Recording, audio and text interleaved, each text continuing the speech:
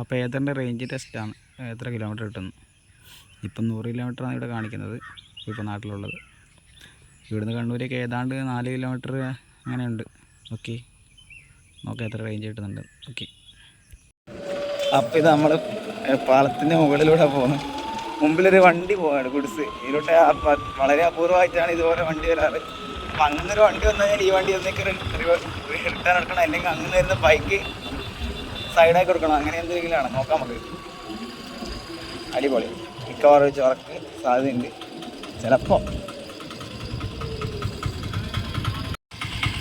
പെട്ടിട്ടേ ഉള്ള എന്താവും കണ്ടറിയണം.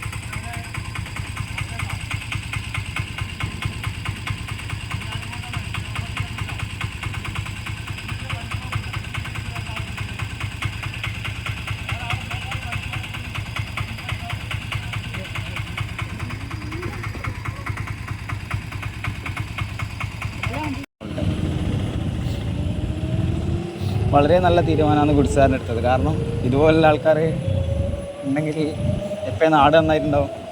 അടിപൊളി. എൻ്റെ അഭിപ്രായത്തിൽ ഈ റോഡ് 1 വേ ആക്കണം എന്ന് പറയുന്നത്. പിന്നെ ആർക്കും പോകാലോ. ഇലക്ട്രിക് വണ്ടിയെ കൊണ്ട് മറ്റേ 2 ബൈക്കും പോയി. അതിനെ കടത്താനാണ് എൻ്റെ വൈഫ് പറഞ്ഞത്. പക്ഷെ അതൊരിക്കലും നടക്കാത്ത സംഭവമാണ്. കാരണം എന്ന് വെച്ചാൽ ഒരു ബൈക്കിൻ്റെ കൂടെ ഒരിക്കലും മത്സരിച്ചിട്ട് ഇലക്ട്രിക് വണ്ടിക്ക് എത്താൻ കഴിയില്ല എന്നാണ് എൻ്റെ ഒരു നിഗമനം. എന്നാലും നോക്കാം, എൻ്റെ ഒരു കഴിവിനനുസരിച്ച് ഞാൻ പോയി നോക്കാം. ഒരു കാറ് വരുന്നുണ്ട്.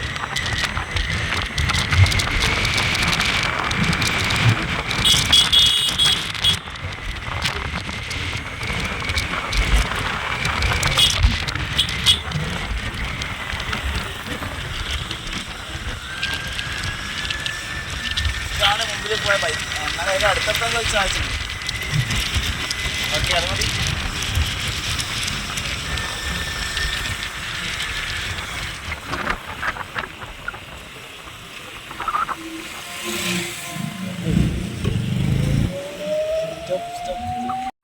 അപ്പോൾ എനിക്ക് തോന്നുന്നു കമ്പനി പറയുന്ന കറക്റ്റ് റേഞ്ച് തന്നെ നമുക്ക് ഇതിലേക്ക് കിട്ടുന്നുണ്ടെന്നാണ് പറയുന്നത്. കാരണം നേരത്തെ 100 ഉണ്ടായത്, ഇപ്പോൾ 94 ഉള്ളത്.